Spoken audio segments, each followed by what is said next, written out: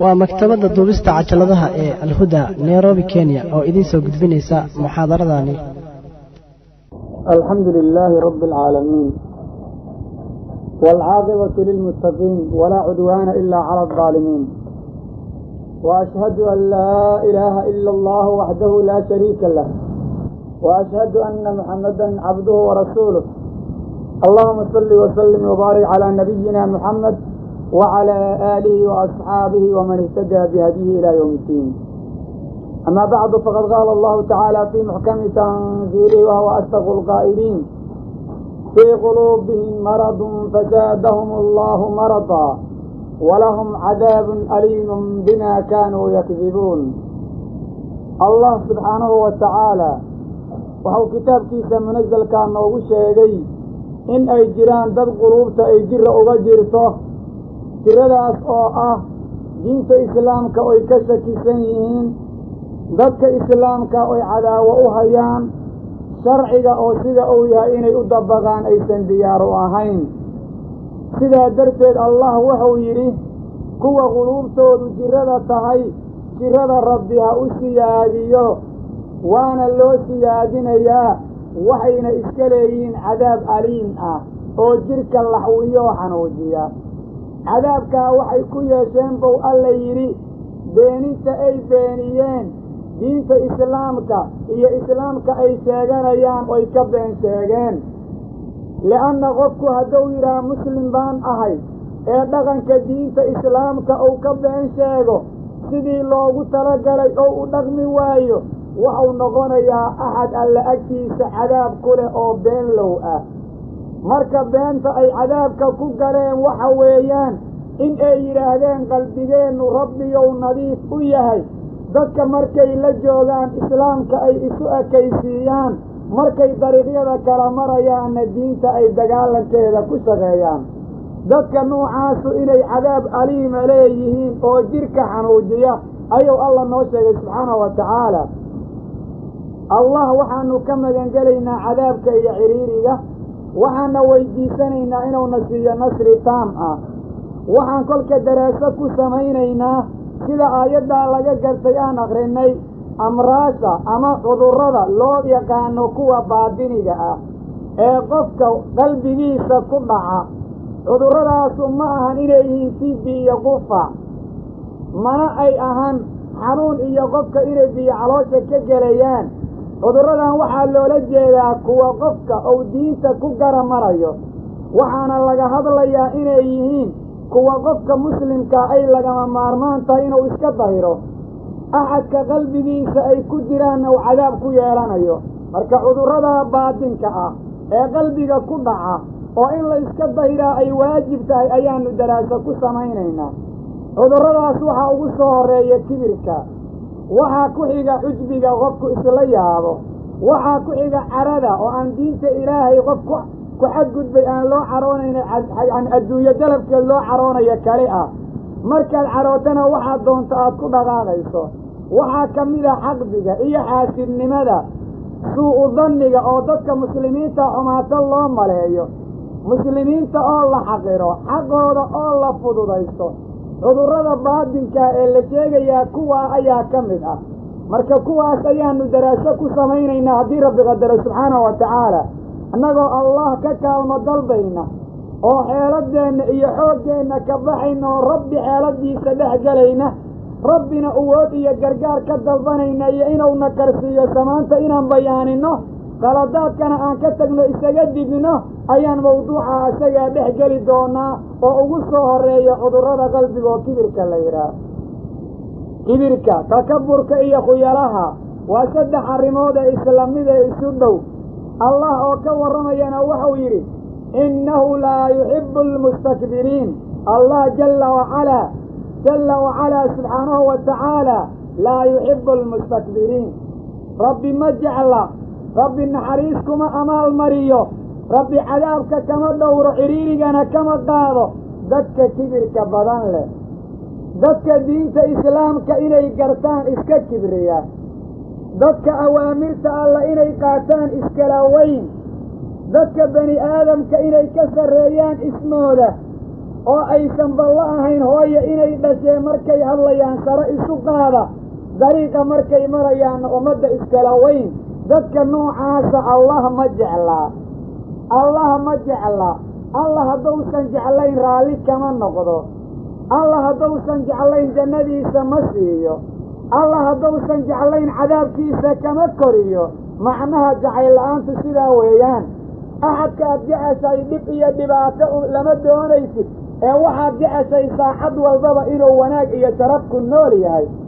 rabbi kow jecel yahay waa badbaadiyaa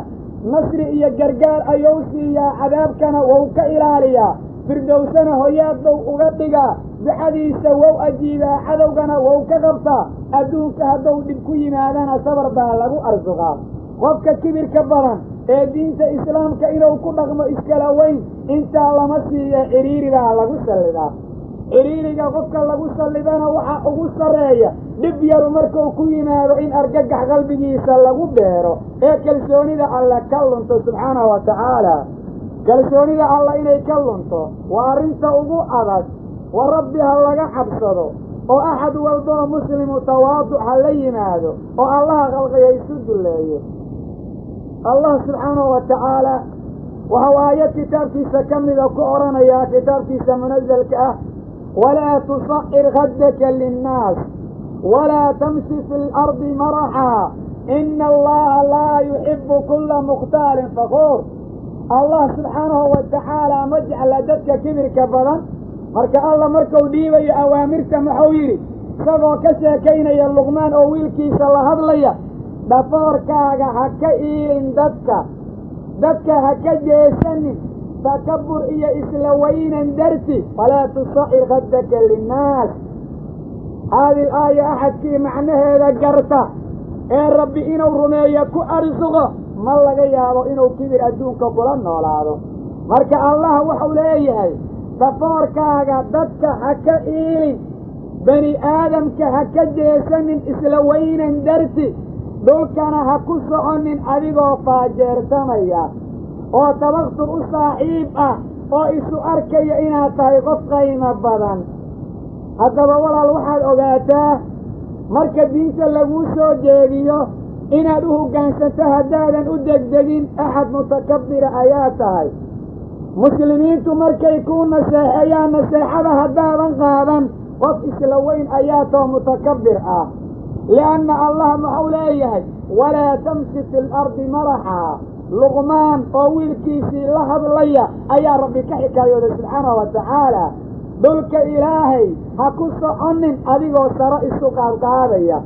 3 calaamo qofkii laga helo dhulka ilaahay isagoo saro isu qaadqaadayo ku socday 3 calaamo haddii lagaa wada helo iyo haddii mid ka mida lagaa helo calaamada koowaad waxa weeyaan inaadan naseexada qaadan calaamada labaad waxa weeyaan inaad isbiddo inaan lagaa wanaagsanayn calaamada saddexaad waxa weeyaan in aad halmaanto meesha lagu dhigayaa inay qabri tahay waayo qofku qabriga hadduu halmaamo waxaa qalbigiisa la geliyaa inuu qaymo leeyahay arrintuna sidaa ma ahan ee rabbiga idin khalqay dadkiisa noqda rabbiga idin khalqay isu dhiiba kibirka laguu sheegayo waa midka diinta looga baxayo oo qofka ku xambaaraya inuu rabbiga khalqay caasiyo waxaadna ogaataa shayga kibirka la yidhaah allah subxaanahu wa tacaala wax lagu caasiyo ugu horreeyey inta rabbi lagu caasiyey waxaa ugu horreeyo macsiyaa kibir waxaana ku caddaynaya rabbi subxaanahu wa tacaala malaa'igta muxuu ku yidhi usjuduu liaadam fasajaduu ilaa ibliisa abaa wastakbara wa kaana min alkaafiriin jalla wacala allah subxaanahu wa tacaala malaa'igtiisa muxuu ku yidhi usujuuda aadam u sujuuda kulligood way sujuudeen wayna aqbaleen warka allah ilaa ibliis maahane ibliis wou diiday waa iskibriyey wuxuuna ahaaday horay u ahay cilmiga alle haddana yahay weligiina ahaan doonaa sida rabbi lafdiga kaana ka cabiray mid gaalada ka mid ah mid kufaarta mujrimiinta ka mid ah oo rabbigii inkiray subxaanahu wa tacaala waatuu ku jawaabay ana khayrun minhu anigu waan ka khayr badanahay maxaa yeelay khalaqtanii min naar wa khalaqtahu min diin waxaad iga abuurtay aniga holac oo iftiin ah isagana dhoobo seen ugu sujuuda arrinkaas seen warkiisa u yeelaa maanta annaga sidaa ayaan taagannahay markaan qabiilka isugu faanayno markaan cilmiga isugu faanayno maanigoo reer hebela inta safka la garaaca ayaa la yidhaah maanigoo kida ah hortaa ibliis baa yidhi lacnadaana ku dhacday cadaabkii allahna loo yaboohay cidhiiri allowna qaatay jahannadaana hoyaa looga dhigay ana waxaa la yidhaah iska ilaali iyo isla weynanka oo rabbigaa ka cabso wa rabbi baa ku khalqay rabbi baa xayaatada ku geliyey rabbi baa xayaatada kaa qaadaya adduunkana kuma keenin inaad takabur ku noolaatid war allaha ku abuuray isu dhiib oo u tawaaduc isaga taas ayaa lagaa doonayaa allah subxaanahu wa tacaala muxuu yidhi ina allaha laa yuxibu kulla mukhtaalin fakoor allah jalla wacalaa ma jecla wanaagna kuma amaal mariyo naxariistiisana wou ka hoojiyaa axad kastee faajeertan badan ee kibir badan ee faan badan ee isla sarrayn badan ama ha noqdo nin ama ha noqdo naag farqi ma lahan qoladow doonaha u dhasho sidow doono oqoon ha u lahaado axad kasta ee tafaakur ou ku jiro rabbi ma jecla rabbi nasri ma siiyo rabbina uma gargaaro low aan kibirnagu jiri lahayn walaalahan noqon lahayn low aan kibirnagu jiri lahayn silinkaanu wadaagi lahayn low aan kibirnagu jiri lahayn diinta allahan u dhiman lahayn qof walbana qalbigiisau ka ilaalin lahay inuu xumaato ugu qaado walaalkiisa islaamka ah ee dhinaciisa kala maraya war rabbiga idin khalqay addoomma u noqda war allah subxaanahu wa tacaala qur'aanka wuxuu ku yidhi ina aladiina yastakbiruuna can cibaadatii sayadkhuluuna jahannama daakhiriin kuwa aniga cibaadadayda iskala weyn oo rabbi ou ka hadlaya baryaha aniga inay ibaryaan isu kay dulleeyaan ii hoggaansanaadaan rabbiyow noo gargaar ay saacad walba taagnaadaan dadka arrintaa iskala weyn waxaan geli doonaa naarta jahannaba la yidhaah ayagoo daliiliin ah oo araadil ah oo wejiga ku soconaya haddaadan tawxiidka dhulka ku socon markaad maraysid qalbigaaga waxdaaniyada alle ku weynaa naftaaduna aysan kula hoosayn saamahaada aadan u qaadin diintaan allo wax u qabo qalbigaaga aadan uga fekerin nasri allow islaamka sii indhahaada aadan alle darti uga ilimayn saxda dhexana aadan rabbi darti u gacmo hoorsan adoo wejiga ku soconayaa jahannabo lagu hoynayaa ma kugu habboonee rabbigaa ka bad jahannaba meel la aadi karo ma ahane oo markay bani aadamku hurdayaan daacada alle iyo baryaha alle ku soo jeed oo markay dadku sibraha kibir la qabsanayaan adiga tawaaduc darti allaha u sujuud oo dadku markay xanta iyo beenta u lugaynayaan diinta islaamka wax u qabashadeeda iyo dana alla raalli ka yahay oo adiga kugu saabsan qabsigooda u lugay oo rabbigaa ka boqoo saamahaada jahannabaha ku shaqaysanin qalbigaaga aan hau shaqaynin in cadaabkii alla lagu shubo dhuxulihiisa ee waa inaad diinta alla u adeegtaa war dadka kibirka badan alla ma jecla war kibirku waa cudur war waa cudur qalbiga ku dhaca oo tiibiida ka daran oo xabadka in maalu kuu buuxido ayaa kaaga khayr badan in kibir kuu galo li'anna rasuulkii allah xadiis saxiixa ku yidhi laan yamtaliya axadukum jawfaw qayxa khayran lahu min an yamtaliya lahu sixraan axadka in qalbigiisa maalu u buuxido ayaa uga khayr badan in sixir uga buuxsamo sixirka waxaa loo soo qaatay waxaa lagu faano oo lagu kibrow sixirku ugu horeeyaa maxaa yeelay gabayada dadkaa lagu caaya axadka gabyaygaa ummadda wou iskala sarreeyaa dadka wou iskala qiimo badan yahay marka sixir qalbiga laga buuxiyey haddii lagu matelay naar inuu maalka u yahay maxaad u malaynaysaa adigoo iskala weyn dadka ilaahay khalqay maxaad u malaynaysaa waajibaadka alla inaad fulido adoo iskala sarreeya arrintaadu xaggay taagan tahay sow axad aad u xun ma tihiin war rabbi ha laga cabsadoo diinta ha la ilaaliyo dadka kibirka badan leh calaamo lagu yaqaanayo alla noo sheegay si kastoo wanaagga loogu cabbiro si kastoo firdowso looga sheekeeyo jahannabana loogaga digo si kastoo dariiqa islaamku ou falay oo hagaagsan loogu bayaaniyo oo la yidhaha tubkii tawxiidka waatana qaada taladii rabbi soo dejiya waatana taqwo la imaada si kastoo tawfiiqda loogu muujiyo oo la tuso xagga wuxuu yahay xaaraantana looga digo مقسوا الله يري محايا لربي وحو يري كذلك يطبع الله على كل قلب متكبر جبار جل وعلا وحو نوع عدي الله سبحانه وتعالى إنه طبوله أو قفل بسك ساره أحد والبا كبير بدن أو متكبر قلبه سوء الله طبوله سكة سوء أصدق الله الكسر قارو كبغانا نجل قوانين ما وانا قادنا مركب بني آدم كما أنت جودا محادين للجيلار إسويدي أحد والبوحة نصدق بجرة إلا إن يروا الله أنحر السيمان ولا اللقمة على أذيك أحد في عمبها وتعدو ولا دلاشا انت اسمان تلقوا سوق كان بلايك وقوها الرئيسة والرب إنك حبسد ونفسدين داوية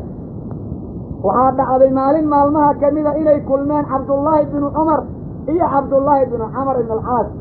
وحيكو كل من بورت الليلة مروة ويسا كيسان مركيسا كيسان أيي كالتغان كل كي كالتغان وعبد الله بن عمر بن العاص اسكتغي عبد الله بن عمر ووقوي اسكا اوي ايان دويمي وحويري يا أبا عبد الرحمن ما لك وربا عبد الرحمن بو معاكو قدعو لأويسا واريقا ماشي اوينتا لفضيه وحويري نكا ليرا عبد الله بن عمر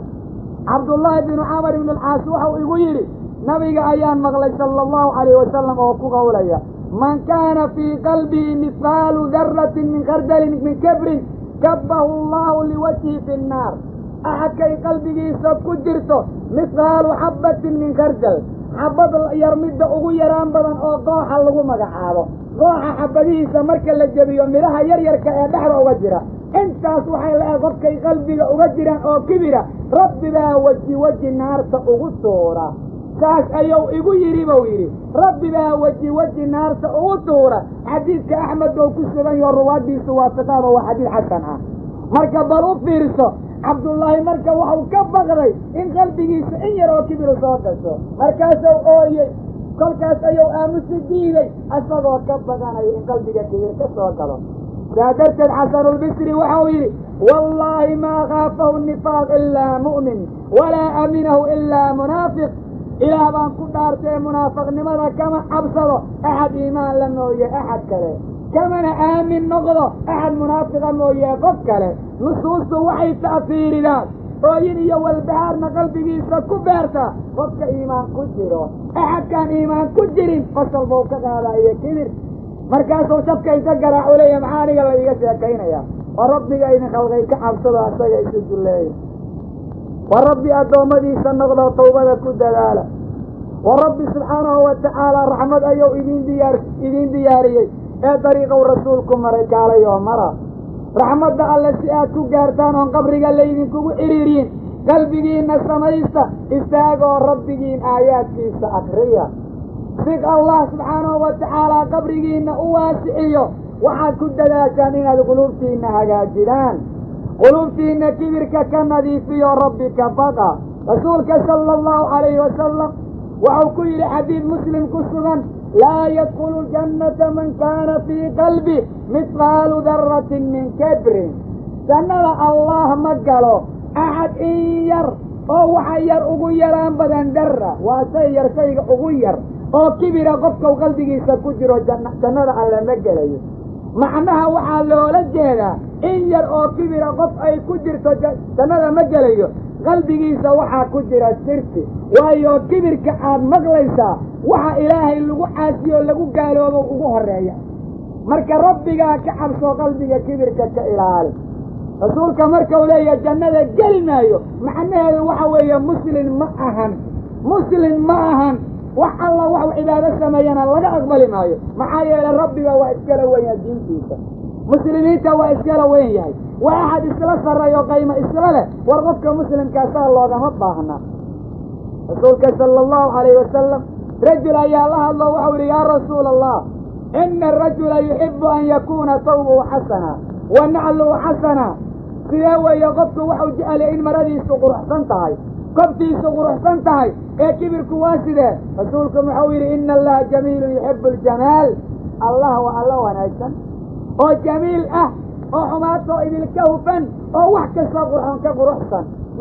قرحة إيا النظافة إيا وناقنا ووجع لها لكن كبير كان كبرا يا أبو صلى الله عليه وسلم الكبر badaru lxaqi wa gamdu nnaas kibirka waxaa la yidhaah dafcu lxaqi xaqoo derbiga laga tuuro marka laguu sheego oo aad ku jawaabto waanadaada ma yeelayo iyo dadka oo la xaqiroo la liido cajaa'ibta maanta jirta waxaa ka mid ah oo bani aadamka lagu hayo axad wuu caroonayaa yawman min alayaam caraa gelaysa waxaad u sheegaysaa nusuus aayaadka alle iyo sunnada nabiga ka mid ah oo qaladka uu ku jiro ka warramaysa waxuu kuugu jawaabayaa markay caroodo maxaad daliilka u keenaysaa arrinta tana sidee weye war haddaad carooto ma diinta ka tilaab baa lagugu yidhi mase waxaa lagugu yidhi sara isgey saacaddaas ayada ayaa qofku waxuu isla noqonayaa jahorad bani aadamka dhanna qurun buu ka dhigayaa har alla ka baqaya rabbigeena alla ka cabsada kibirka waa xaqa in la dafciyo oo dadkiisa lagu radiyo muslimiinta in la xaqiro oo dadka la iskala sarreeyo ama cilmi iskula sarray ama qabiil iskula sarray ama aqoon iyo caqli iskula sarray ama xoog iskula sarray waxaa rabta iskula sarray marba hadday niyadda kaa soo gasho waa sarraydaa lacnadu kugu dhacday markaas way kugu timid runtii oo saacaddaasay dushaada ku taallaa war ilaahayna ka cabsada war rabbiga idin khalqay ka cabsada waa cudur aan iska daway kari la'anaad waxaa la leeyahay dadku maa diinta qaata dadku maa dad hagaagsan noqdaan war axad ay niyadda uga jirto in yar allay leehay way hagaagsan tahay ma suuro gashaa inuu nusuus kaa qaato ma suuro gashaa inuu rabbi isu dhiibo ma suuro gashaa inuu dariiqii nabiga maro sala allahu alayh wasalam la maya ninka la yidhaha abaadar sida saxiixa ku sugan markau ninkan saxaabiga ayaa isagu ay isqabteen ee uu ku yidhi yabna sawda ina hooyo madow hooyadii ku eedeeyey rasuulku wuxuu ku yidhi waxaa tahay imra axad fiika jaahiliya waxaa kugu sugan nooc jaahiliyada ka mid ah ilaa abidar ou raalli ku noqday inuu dhafoorkiisa dhulka inta dhigayla igu joogto waxaan ahay ma lahane ou arrintaas ayadaa oggolaaday u fiirsaso u tawaaducayo waa abidar oo la yidhi jaahiliyaa kugu sugan wallaahi tuma wallah axadaysan jaahiliya ku sugnayn inaan dadka maanta diintan sheeganaya ou fara ku tiris yahay oo halkii malyahan toba qofood laga soo dhex saari karayn axad aan jaahiliya ku sugnayn jaahiliyadaas ama qabaliye ha noqoto ama wadaniye ha noqoto ama ha noqoto maada jacayl iyo wax kale noocay doonta ha noqoto lianna u fiirso ninka muslimkaa ninka ku eedeeya midabka uu leeyahay waxaa la yidhi fiika jaahiliya kugu sugan nooc ka mid a khasilooyinka jaahiliga subxaanaka ya ilaahi allah wuu ka hufan yahay inuu dadka midab ku kala fadilo wouna ka hufan yahay dadka inuu ku kala fadilo xoolo laakiin rabbi waxau dadka ku kala qiimeeyaa waa cabsidiisa inna akramakum cinda allahi atqaakum kan shahaadada idinkugu sarrayda wato alle agtiisa mastaragtiisa waa ninka idinkugu cabsida badan leh xaqaa'iqduna sidaa weeyaan laakiin aawa cabsidii allah xaggee la geeya cabsidii allah iyo diinta islaamka rasuulka sala allahu calayhi wasalam waxau yidhi xadiis saxiixa ku sugan ku yidhi allah muxuu leeyahay alkibriyaau ridaa'i waalcizu izaarii faman naasacanii waaxidun minhumaa faqad cadabtuhu fi nnaar fii bacdi riwaayaat alqaytuhu fii naari jahannam waxau leeyahay allah kibirka aniga u garbasaartayda yahay cisiga iyo sharaftana anuu maxawis ii yahay mid ka mida ninkii igula doodana jahannabaan weji ugu tuuraya maxaa looga cabiray garbasaar iyo maxawis waxaa looga cabiray marada aad hoos ka xidhan tahay ee jirkaaga ugu xigta dharka iyo midda aad kor ka huwan tahay sida fasaleetiga ku xidhan ama garbasaartaada huwanta oo kale axadka kugula dhega ee inuu ku qaawiyo ku talagala waxba uma reebanaysid sad ugu yeeratayaa tabarta aad ku difaacdayaa waxoon baad ku muquuninaysaa maxaad u malaynaysaa rabbiga uu ooda sara leh labiska asagu watay ninka ku haysta oo ku dhegdhegaya oo asagu sharaf iyo cizi sheeganaya maxaad u malaynaysaa xagga xaaladiisu taagan tahay walle jahannaba hooyo way u noqon haddausan ka tooba keenina malaayaa sugi doonta rasuulka sala allahu calayhi wasalam wuxuu ku yidhi xadiid tirmidi ku sugan waxaa ka soo baxaya naarta ilaahay madax oo wale carab ou ku hadlo iyo dhego oo wax ku maqlo markaas ayuu odhanayaa waxaa la ii wakiishay inaan 3 qolo aan gurubsado qolada koowaad oo gurubsanayo waxa weeyaan kulla man dacaa maca allaahi ilaahan aakhar axadka alla micigiisa mid kale la caabuday axadka alla micigiisa ilaah kale la caabuday axadka nuucaasa oo la sheegayo وأحد كألا كل ماني يسدح الرمود متك متأه arrinta koowaad waa hawadiisa axadka alla ku lamaaniyey oo wax kastoo nafsadiisu jecesha inuu sameeyo rabo alla muxuu yidhi uma taagna arrinta labaad waa axadka alla ku lamaaniyey adduunka makhluuqa maraya bani aadamkan warkooda inuu ka hormariyo kan allah arrinta saddexaad waa axadka alla ku lamaaniyey maadada ou rabbi abuure xoolaha ah in uu diinta alle ku iibsado dhaafsadana rabbi waxdaaniyadiisa waana saddexda arrimood ay bani aadamku ku gaaloobeen bani aadamku inay asnaam samaystaan hawadooda u dardaarmay inay xugun daaquud degsadaan ay qodobo samaystaan shaydaanka iyo nafsadooda u dardaarmay inay diinta islaamka ka durgaanna waxa u dardaarmay xoolo xaaraana seed ku heshaan oo nafsadooda u dardaarantay waxaad ogaataa marka bani aadamka adduunka ku nool inta alla caabudaa way ku yaraan badan tahay waayo qofku markau rabbi caabudo waa inuu ka xuroobaa jahliga waa inuu ka xuroobaa hawada waa inuu ka xuroobaa bani aadamka warkooda inuu kan alla ka hormariyo waa inuu ka xuroobaa adduunyada jacaylkeeda waa inuu ka xuroobaa si kasta oo wax walba lagu sameeyo inuu aayaadka alla ka tilaabo axadku markaas ayuu noqon karaa qof muwaxido alla caabuday laakiin qofaan hawadiisa ka xuroobin raacideeda adduunyada jacaylkeeda ka xuroobin ee tilimaadka diinta siisanaya oo aan ka xuroobin qabiilkiisa iyo goonkiisa inuu runta u sheegi karo meel iska marsii karo markay baatilka la yimaadiin ma ahan axad alla caabuday muwaxid ma ahan muwaxid ma ahan subxaanaka tawxiidka see loo gartay waaba qof kibir badan ood u jeedid oo alla kayrkii ku lamaansane war garta dadka muwaxidiinta la yidhaah war qofku markuu muwaxid noqdo waa marka uu ka baxay saddex arrimood uu bannaanka ka tegay hawadiisa ugu horreeyo war haddaadan hawadaada bannaanka ka joogin oo aadan qabiilkaaga bannaanka ka joogin oo qabiilka bannaanka aad ka joogta waxaa laga wadaa inay xariiriyo waajib bay kugu tahay markay maxaasi la yimaadeen xagga waa inaad geysaa lianna rasuulku wuxuu ku yidhi xadiid muslim ku sugan in laysa biawliyaai min ahli fulaan aniga awliyadayda ma ahan buu yihi fulaan ahalkiisa inamaa waliya allah wacibaadihi saalixiin xadiid macanihiisu sidaas yiinbuu nabigu sheegay aniga waxaa gargaara iya allah iyo dadka sulaxadaa buu yidhi laakiin reer bani hebel aniga waxba imaha waa qaraabadiisa walaakin lahum raxiimun sa'abullaha bibilaaliha qaraabanimay igu leeyihin aan ku xariiri doono u yihi sala allahu alayh wasalam oo taasi mawduuc weeye laakiin qofka muslimkaa waa inuu diintatan isu dhiiba war isdhiiba oo qalbigiina nadiifiya oo rabbigiina ka cabsada subxaanahu wa tacaala axadka kale waa axadka jabbaarka ee xaniidka ah ee si kastoon diinta loogu sheega aan ku waana qaadanay axadkas kalena waa dadka masawirka ku shaqaysta oo taswiirta ani yaqaana wax masawira jaraa'id iyo waxay doonaan ba ha noqdeene taswiirta meel ay ku timaad xaaraam weye qofka muslimkaa waxaa la ogolaada waxuu nafsadiisa ku badbaadinayo amaa inta kaleo dhan taswiirta xaaraam weeye war islaamka waxaa loo baahnaa inay diinta ku dhaqmaan oy maxaasida shayga la yidhaha ka durgaan maanta maxaasiday u socdaan dadku maxaa dadka ku xambaaray inay maxaasida iyo qaladaadka aadaan war ilaahayna ka cabsado war rabbiga idin khalqay ka cabsado qulubtiina daweeyo diintatan ilaaliya rasuulka sala allahu calayhi wasalam xadiid musnadu axmed ku sugan oo saxiixa waxau ku yidhi alaa ukhbirukum bishari cibaadi illaah ma idiin sheegaa addoommada alle kuwa ugu sharta badan noo sheeg baa la yidhi rasuulku waxau yidhi sala allahu calayhi wasalam alfaddu almustakbir ashayi alkhuluqu almustakbir waa kan dabeecadda xun ee kibirka badan leh waa kan dabeecadda xun ee kibirka badan leh waa kan dabeecadda xun oo dulqaadka daran leh waa kaan laga weyn waxa alla ka reebay dhexdooda aanna lagu arkin wixii alla u diray dhexdooda maxaa yeelay dabeeca xumada saasaa la yidhaah waayo qofka wax kastoo alla ka reebay dhexdooda haddii laga waayo bani aadamka ma xumay karo qaladaadna ma samaynayo markaas wax kastoo alla u diray kan laga dhex waayey wax kastoo alla ka reebana lagu dhex arkay ee haddana kibirka iyo isla weynanku ku jira weeye sidaas ayuu leeyahay rasuulka ay la yidhi sala allahu calayhi wasalam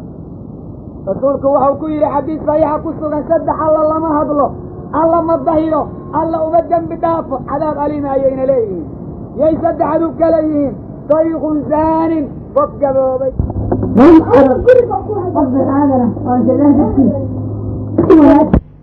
ee saacad walba u taagan xaro alla waxay ku jirto zinadaas ou la imaanayaa ha noqoto tii zinada aheed oo nin iyo naag xaaraan isugu tagay ah, ama ha noqoto dariiq sine lagu gaaro inuu dadka tuso, ama ha noqoto guryo dhisan inuu dundumiyo. ilaa haddaad guri dhisan dumido waxaad fasaxda waa zine oo aad qalad ku dundumiso iyo waxaan diinta ogolayn. ayo diinta islaamku waxay ogolaatay in guryaha lagu kala tago, waa goorma markii duruufta arrintaas loo baahdo. laakiin waxaa laga hadlayaa waa maxay? waa inuu qofku dariiqa kayru sharciya u adeegsado soo qalad ku samayn lahaa. shaykhun zaani ha u qaadanin shaykhu zaaninka in loola jeedo qof zinaysoon kale ah. adoo gaboobay haddaad xag ku soo jeedo, adoo gaboobay dadka haddaad wax u kala sheegto, adoo gaboobay haddaad been ku shaqaysato, adoo gaboobay haddaad xaaraan cuntadaasoo cunay adduunka ka cunay, waa kuu dhammaatay. intaas oo ma lamid tahay. waa qof gaboobo macaasi ku gaboobay. maxaa yeelay caasiga ciroobay oon cibaadada alle ku dadaalayn, oon caqiidadiisa hagaajinayn, waxau geli doonaa cadaabkii alle, carunka ahlu naarkana wau cadayaa. waxau doona macaasida uu samaynayaa ha noqoto. ma ahan muslim haddaad tahay da'da kuu siyaadaa inay shar kuula siyaado. marka da u kuu siyaado qabribaad u dhowaatee daacada badso. annaga marka da u noo siyaado xanta iyo beenta iyo xaaraantaa noo badanaysa. alciyaadu billaah. wardad yowma ilaahay garataan oo addoomma alla noqotaan. axadka kale waa malikun kadaab, waa axad boqor ee hogaamiya ee benlow ah, ka misli umaraa'u lyawm kullaha. umaraa'u lyawm sida ay kulligood maanta yihin, inta adduunka maanta madax looga sheegay, kulligood waa muluk, kulligood ku daba ah oo ilaahay aan oqoon, oo aan rasuulkiisa oqoon, oo hal qof oo muslima uusan ku jirin, hal ilaahay garanaya uusan ku jirin subxaana wa tacaala. walaa waaxid qur oo rabbi diintiisa inuu u nusreeyo u taagan. meesha u doonaba maanta ha ku noolaadeen. ilaah uu yidhaahdo anigu mabda diineed baan dabaqaya, axad diintaas ilaahay inuu adduunka ku soo celiyo maanta diyaar u ah bacdama uusan adduunka ka jirin, waa ku dabaa madaxda. li'anna kaadibnimada waxa ugu daran inaad manhaj rabbi sheegatoodan dhaqankeeda haynin. waxay nagu yidhaahdeen diintaan dabaqayna oo islaam baanu nahay. waxay yidhaahdeen wasaarad garsoor baan samayno oo dadkaan u samayna. waxay yidhahdeen wasaarad tacliimeed baan samayno oo dadkaan u samayna. wasaaraddaasoo takriibka loogu talagalay, taasoo jawrka iyo dulmiga loogu talagalay, taasoo dhaca dadka xoolihiisa loogu talagalay. war allaha laga fogo. marka sidaasay ku noqdeen. nimankaasna inaan ku fogaano looma baahna, maxaa yeele meesha ma fadhiyaan. wacaa'ilun mustakbir, kan saddexaad waa qof faqiira ee kibir badan. waxba ma hayso markaasuu kibir, markaa la hadal maagtaba garba u nuuxinaya, sankana sare ayuu u taagi.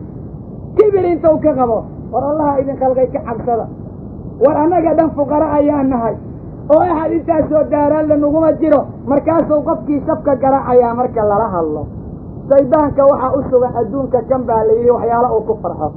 waxyaalaha shaydaanku uu ku farxo oo uu jecel yahay waa maxay? nicmada alloo lagu qoobo, siismada alle ku siiyoo lagu faano, addoommada alloo layskala weynaado, hawadaada oo la raaco adoon daliil u haysanin. sidaa darteed bowna alla yidhi ina allaha laa yuxibbu man kaana mukhtaalan faquura. allah subxaanahu wa tacaala ma jecla qofka faanka badan ee kibirka badan leh. sidaas ayuu rabbi leeyahay subxaanahu wa tacaala. rajul ayaa jiray maalin maalmaha ka mida adduunka lugaynayey oo qisadiisa qur-aanka ay macruuf ku tahay, ee rabbi dhulka la gooyey, ee ninka adduunka ugu xoolaha badan ahaa, ee rabbi uu ku yidhi fakasafnaa bihi wa bidaarihi alarda famaa kaana lahu min fi'atin yansuruunahu min duuni illaah wamaa kaana min almuntasiriin. jalla wacalaa waxuu leeyahay wax allo waxau lahaa iyo asaga dhulkaan la saxqinay. waatuu rasuulku yidhi fahuwa yajaljil ilaa yawmi alqiyaama, yanzil wayaquus ilaa yawmi alqiyaama. ilaa qiyaamo laga gaarayo waa degaya oo dhulkau tiimbanaya. saasaa loogu gala isagoo nool maxal daarihiisii dhulkay galeen. dadka dhulka isla dhexe isla sarreeya ee sidii baalka geel urujayaal iyo dhulka iska dhowrdhowraya saasaa u dambayda. saas baa u dambayda oo laandheeranimada ku faanaya, oo talweynaha ku faanaya, oo xoolaha ku faanaya, oo cilmiga ku faanaya, oo shahaadada dibloomada qurunkaa ku faanaya, oo masareed baan soo diyaariyo new york baan tagay 24 sac ku haya. saas baa u dambaysa. way ogaanayaan allah inuusan qaaruunka jeclayn. qaaruun allah kama jecla subxaanahu wa tacaala. meel xun baana u dambaysay. kibirka xaqiiqadiisa waxa weeyaan waa laba nooc. midna waa daahir, midna waa baatin. midka baatinkaa waa akhlaaq qofka qalbigiisa ku jirta. midka daahirkaana waa in xibnahaada kibir ka muuqdo. saas weeyaan kibirka arrintiisa. haddaba qofkii yani kibirku waxau dhaliyaa canugu inuu waalidka warkiisa diido, sawjadu inay ninkeeda warkiisa diido, ninku inuu waalidkiisa warkooda diido, derisku inuu deriska warkiisa diido, ardaygu macallimka warkiisa inuu diido. intaasoo dhan saldhig waxa u ah kibirka ayaa saldhig u ah. waxaa la doonayaa inta wax kaala dhexeeyaan inaad warkooda qadarido, sharciga wax khilaafsan inay kuula yimaadeen maqan. inta wax kaala dhexeeyaan inaad warkooda qadariso ilaa wax alla ka caroonayo oo aadan fuli karin oo alla kugu kalifin inay kuula yimaadeen maahan. saasaa lagaa doonaya. waana inaad dareensiida awlaadda arrinta noocaasa oo noqoto qof khayr badan. dadka kibirka badan maalinta qiyaamada waa la soo jamcin ayagoo dhuuracasadoo kale ah oo suuraddii dad kale, markaasaa lagu dul soconayaa. waxaana la gey doonaa waadi la yidhaha naarul anyaar, naaruu meeshay ku kulmaan oo inta ilaahay wax ku cadaabo ugu kulayl badan. waxaana laga waraabi doonaa waadiga la yidhaha diinatulkhabaal oo dadka ahlu naarka xarunkooda ku qubanayo baa laga cabsiinaya. bacdamaa aad iimaan ku fakari weysay cadaab baa qalbigaaga laga buuxinaya. bacda waa qalbigaaga cabsi alla aysan ku bannaa jirin waxaad ka walwashaa qalbigaaga lagu keeni doonaa. bacdamaa dadka muslimiinta aad iskala sarrayday adoo qaawan 70 sano jahanaba dalkeeda inaad u socotaa lagugu kallifi doonaa. bacdamaa aad aayaadka alla diidooda axkaamta fuli weyday, bacdamaa aadan tawxiidka ku dadaalin oodan taqwo la imaanin, bacdamaa allaha raxiimka aadan raxmad ka dalbanin, albaabka naarta cidna kaama maadi doonto, beledka naartana adaa ka dhex ba'ayaysa doon. halkaasaad ka belberi doontaa adoo arrintaada ay si kala tahay. ee rabbigiina ka yaabo diinta ilaaliya. war samaanta kor yeeloo dad saqaawaa noqda. war rasuulkii ku daydoo sunnada hagaajiya. war xoolihiina ka sakeeya oo dariiq wanaagsan ku bixiya, dadkiina ciimo ah laydin siiya oo allihii idin qalqay ka baqa subxaanahu wa tacaala. kibirku waxa u qaybsamaa in alle lagu kibro, in rasuulka lagu kibro, iyo in dadka bani aadamka lagu kibro. waxaana kibirka ugu xun alla in lagu kibro, waana kufri. waxaa ku xiga rasuulka in lagu kibro, waa kufri oo awaamirtooda la diido. midka bani aadamka lagu kibrayaana marna waa kufri marna fisqi weeyaan, oo qofka haddausan xaliilan oo ka soo laabto saxadda inuu liibaano ayaa laga yaabaa. marka kibirkaas anwaacdiisoo idil waxun weeyaan. war rabbiga idin khalqay ka cabsada. kibirka wax lagu daaweeyaa jira, daawadiisa ayaan idiin sheegaa ayadoo kaniini ah. kaniiniga koowaad ee lagu daaweeyaa waxa weeyaan aayaadka iyo axaadiista kibirka dhaleecaynaya in la akriyo oo lagu tadabburo. waa kaniiniga koowaad. midka labaad ee lagu daaweeyaa waxa weeyaan inaad ku fakertid meeshaad ka timid. khuliqa alinsaanu min maa'in daafiq, meesha insaanka laga qalqay marka hore waa inaad ku fakertaa. falyandur ilinsaanu mima khuliqa min maa'in daafiq buu alla leeyahy subxaanahu wa tacaala. waa inaad garataa hal ataa cala alinsaani xiinun min addahri lam yakun shay-an madkuura. aayadahaas akri aayadahaas. waa alla ka abuuray insaanka nudfa, calaqa, mudqa, saas u soo waday. aayaadkaas haddaad akrida kibir la imaan maysid. midda kale waa inaad ku fakertaa masiirkaagu meesha u ahaan doono. kaa dambeeyaa waa jahanaba, waxa kaa dambeeyaa waa qabri iyo meel ciriiri badan. ku faker daawada saddexaad weeyaane. daawada afaraad waxa weeye waxaad akrisaa aayaadka iyo axaadiista ka warramaya dadka tawaaduca jannada lagu amaalmarinayo. waad ku liibaanaysaa markaana waad gaarin wanaagaaya. rasuulku muxuu yidhi sala allahu calayh wasalam xadiis saxiixa, ina allaha tacaala awxaa ilaya an tawaadacuu xataa laa yabqiya axadun calaa axad walaa yafqara axadun calaa axad. allah wuxuu ii waxyooday inaad tawaaducdaan ilaa aan qof u faanin, ilaa inaad tawaaducdaan ilaa aan qofna iskala weynaan oo qof gardarsada uusan jirin. rasuulkuna xadiis saxiixa oo kale ayuu ku yidhi, maa tawaadaca axadun ilaa rafacahu allah. axad ma tawaaduco alla darti uma tawaaduco. maa tawaadaca axadun lilah ilaa rafacahu allah caza wajal. rabbi baa sara u qaadaya subxaanahu wa tacaala. cudurrada kale oo dhan marka kibirkay soo hoosgelayaan. kan labaad waa cujbiga, isla yaabku nooc kibirka ka mida weeye. waxaana weeyaan in aad samaysid waxa aad bani aadanka u qabanaysid iyo waxa aad samaynaysid inaad istiri adiga laguna dhaamo. waa arrintuu nabigu yidhi sala allahu calayh wasalam, markaad aragtid 4 arrimood nafsadaada badbaadi.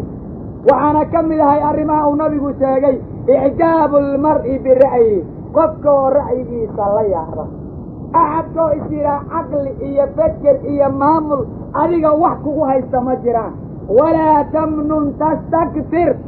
macnaha meeshaa ku jiraa waxa weeyaan oo lagaaga digayo insaanka waxaad u qabatay inaadan ku gallabaysan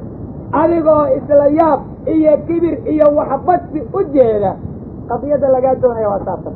marka cudbiga laguu sheegayaa noocaa weeye qofka muslimkaa haddii uu kibirka nabad galo cudbiguna waa tegaya maxaa yeelay cudbiga laguu sheegaa waa culuwi inuu ku soo galo sarrayn inay nafsadaada soo gasho ood istira adigu cibaadada waa sugtay adigu camalka waad hagaajiday waana cudur qalbiga ku dhaca rabbi hanaga daaweeye dadka maanta joogana hadduu ka maqnaan lahaa dhibaatada maanta haydaa kuma timaadeen axadku kama suulo inuu saro isu qaadayo nabigu yidhi ilaa uu alla ku qora dadka jabbaariinta diiwaankooda oo jahanabo la horgeeyo oo musiibadaas ay ku dhacdo rasuulkuna waxau yidhi xaqun cala allahi an laa yartafica shayun min addunya ilaa wadaca waa xadiis saxiixa rabbi waxaa waajib isaga dhigay inuusan shay adduunyada kamida sara u qaadin ilaa uu qaado dhulka u dhigaya alla waa dejinaya subxaana wa tacaala se alla waa dejinaa hoos ba usoo celinaya wax walba markay qiimo gaana hoos bay usoo laabanaya arrinta saddexaad waxa weeyaan caradu waxay kamid tahay ashyaada dhibka badan qofku haddausan carada iska qaban karina bis weeye caradaadu waa inay laba siyood noqotaa waxaa lagaa doonayaa xagga gaalada inay ku adag tahay xagga muslimiintana inay sabar u badan tahay lianna alla qur'aanka waxau ku yidhi muxammedun rasuulu ullah waaladiina macahu ashiddaau cala alkufaar ruxamaa'u baynahum muxamed waa rasuulkii rabbi soo diray dadka iimaanka leh ee micigiisa ahaadee diinta tan ku raacay gaalada way ku adag yihiin macnaheeda maxaa loola jeedaa way caroodaan diinta ilaahay marka lagu cayaaro alla darti bay u aarsadaan oo marka la leeyahay gaaladay ku adag yihiin wax kastoo diinta alla ku cayaaraya inay la diriraan bay ku adag yihiin saasaa loola jeeda oo waxay ku adag yihiin inay mujrimiinta iyo mulxidiinta ka hor tagaan muslimiinta way u naxariis badan yihiin ruxamaa'u baynahum waa kuwa isu dhimriya waa kuwa isu dulqaata way isu naseexeeyaan oo waa iswaaniyaan maxaa yeele jariir ibni cabdillaahi bau nabigu kula mubaayacooday sida saxiixa ku sugan wanusxi likulli muslim axad kastoo muslima in loo naseexeeyo oo maslaxadiisa iyo dantiisa laga shaqeeyo axad walboo muslima aya naseexadii xaggay aaday ruxamaa'u baynahum xaggay aadeen aayaddan ayadaa wallaahi dadku way ku gaaloobeen agtarkooda waana aayaadka ilaahay diintiisa ka mida oon dhaqankooda maanta adduunka lagu hayn waayo waxaan u naxariisanno oo aan ammaanta u soo jeedina waa gaalada dadka muslimiintaana raxmad isuma hayaan axad ba axadka kalow qalbiga balaaye ugu hayaa qof walaalkii qalbiga balaaye ugu hayana ducadiisa lama aqbalo maxaa yeele rasuulka allah maxau yidhi sala allahu alayh wasalam sida xadiis saxiixa ku sugan kulla itnayni wa khamiis yakfir allahu likulli cabdin laa yushriku billah khamiis iyo isniin walba alla dembiga u dhaafa addoon walba alla u shariig yeelay ilaa laba qofood maahane oo baynahumaa shaxnaa dhexdooda uurgulud ka dhaxeeyo oo qalbiga xumaata isugu haya kuwaas dembiga looma dhaafo alla maxau yidhaha subxaanahu wa tacaala utrukuu haadayni xataa yastalixa war labadan ka taga ilaa ay ka heshiinayaan ka taga taasoo alla leeyahy subxaanahu wa tacaala ilaa ay ka heshiinayaan ka taga inna lilah haye yaa marka goormaan heshiinaynaa goormaan walaalo noqonaynaa goormaa qof walba noqonayaa qofka kale walaalkiina wax uga dooro caradu marka la ogol yahay waa inaad gaalada u carooto oo aad la dirirto maxaa yeelay nebiga maxaa lagu yidhi yaa ayuha nabiyu jaahid ilkufaara waalmunaafiqiina waglud calayhim wama'waahum jahannama wa bi'sa almasiir war nabiga allah waxaad ku adkaataa kuwa diinta siiyey kuwa munaafiqiinta ah la jihaad oo ku adkaa meesha looyanayaana waa jahanada waxaad moodaa in lagu yidhi jaahid ilmu'miniin in la yidhi baad moodaa oy qurun iyo maal iyo qashiin ugu quman doona oo hal quraaniya iyo qofka weynanka badan la isku qori doono oo fakaara qaabo qawsayn marka la gaaro qayla badan doonto oo axad walba la odhan doono aayaadka alle xaggaad geysay oo indhuhu kor u tegi doonaanoo xabadkiisa uu kala tegayo arrintaan miyuusan qofku garanayn subxaanaka maxaa ku dhacay waa ka isagu kibir iyo ku soconayo inuu yani qof walbao muslim xamaata qalbigu hayo rasuulka nin baa u yimid sida saxiixa ku sugan waxau yidhi yaa rasuula allah waxaad ii sheegtaa camal aan jannada ku galo hana igu badinin aan xifdiye rasuulku muxuu yidhi laa taqdab ha caroonin macnaheeda ma garanaysaa ma ahan yaan caragkaa dhicin laa taqdab waxaa loola jeedaa laa tanfud ha fulinin waxa ay ku amraysa caradaadu markaad carootid waxa kugu soo dhacaya ha ku dhaqaaga nafsadaada hano lianna xadiis ayaa ku sugan nabigu muxuu ku yidhi salawaatu ullahi wasalaamu caleyh inama shadiid alladii yamliku nafsahu cinda alqadab qofka diraca waa qofka nafsadiisa ka adag markau caroodo waa axadka markau caroodo aayaadka alla lagu waani karo xaggow joogaa maanta subxaana allah waa qofka aayaadka alla lagu waani kara markuu caroodo oo nafsadiisa hana kara axadka 3 arrimood laga helo jannada alla wow gelin arrinta koowaad marka uu cabsanayo ka nafsadiisa ka adag marka uu wax dalbayo marka uu cabsanayo ka nafsadiisa ka adag marka uu wax dalbayona nafsadiisa ka adag marka uu caroodo uu xumaato lagu sameeyo nafsadiisa ka adag axadkaas ila jannadiisa waa gelaya runtii faa'iido weyn buu gaaraya marka dad rabbi ka cabsado nafsadooda ka adag aan noqono shayga carada la yidhaaha waa shay bani aadamka lala xiriiriyey oo rasuulkii alla caroo jiray sala allahu calayhi wasalam laakiin waxau alla na siiyey daawo lagu daweeyo hadda nin saxaabi ou nabigu arko nin kale u carooday ou yidhi waxaan garanayaa kelima haddou ku dhawaaqo caradu ka tegaysa law qaala acuudu billahi min ashaytaani arajiim dahaba canhu maa yajid buu yidhi waxaa ka tegaya wax alla waxu helayo carada shaydaan baa laga abuuray shaydaankana naar bay ka timid oo caradu shaydaan bay ka ahaatay haddaba naartana waxaa lagu damiyaa biyo weese qaado salaad duko seexo rabbigaa magan gal shaydaanka alla ka magan gal inuu nafsadaada balaayo ku sameeyo mar alla markii shaydaanku wax kuu diinayo dharka inta meel dhigatid oo xijaabka meel iska dhigtid oo xayaatada ku xayaartid oo caradii alle u bareertid oo cadaabka iibsatid naaray kaalay aan naartay ku galeen axad baad arkaysaa markau xanaaba kugu oranaya habalay cadaabo haddii la rabo habalay cadaabo kufriga ka dara waa maxay habalay cadaabo macnaheedu naxariis alle uma bahniya naaru hadday wax iga qaadaysaa laygu rido weeyaan maxay kuu taaliga arrintaas waa ilaahay ka cabsada war walaalayaal alla ka cabsada war dad islaama noqda war qaladaadka lagu jira laga baxo oo arrintana laga waxaa loo baahanya qofku inuu dulqaad sameeyo caradana iska ilaaliyo lianna alla qur-aanka muxuu ku yidhi khudi alcafwa waamur bilcurfi waacrid can iljaahiliin waxaad qaadataa cafwiga iyo iska dhaafidda waxaadna ku dadaashaa dadka inaad ka jeesatid oo iska xafidid oo qof bani aadana aadan dhibin sidaas yeel baa nabiga lagu yidhi sala allahu calayhi wasalam macnaheedu waxa weeyaan kii ku gooya xariiri kii ku dulmiya iska cafi kii adiga wax kuu diida wax sii weligaana dhibaataha la qaabilin bani aadamka waxaa kaloo nala kaga digayaa xaqdiga waxaa la yidhaha xaasidnimada shay la mid ah waana dadka muslimiinta in qalbiga wax loogu qaado xaqdigu marka waxau kugu keenayaa in qalbigaaga naxariista laga bixiyo rasuulkuna xadiis saxiixa ayuu ku yidhi ina allaha rafiiqun yuxibu arifqa alla waa alla turid badan oo turidda jecel wa yucdii cala arifqi maa laa yucdii cala alcunfi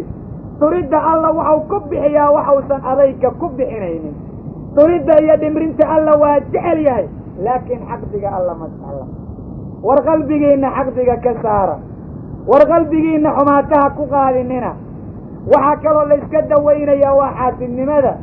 axadkii naxariista laga hoojiyey iyo dhimrinta khayrka kulligii waa laga hoojiyey dadka xaasidiinta ee quluubta wax ku qaadaana naxariis ma laha muslimiinta inay caafimaad iyo wanaag helaanna ma jecla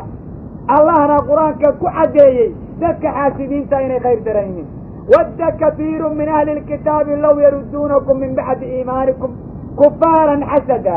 allah subxaanahu wa tacaala muxuu noo caddeeyey inay yuhuudda iyo nasaaradu jeclaadeen inaan diinta dib uga baxno oon gaala noqonno xaasidnimo ku jirta darteed waxayna xasdayaan nicmada alla muslimiinta siiyey waaduu rasuulku xadiid ku sugan dabaraani ku yidhi maa xasadadkum alyahuud calaa shayin maa xasadadkum assalaama walaamiin yahuuddu shay idinkuma xasdin intay idinku xasaday salaamta assalaamu calaykum oo laysugu ducaynayo iyo marka alla la baryo aamiinta la odhanayo marka dadka xaasidiinta oo idin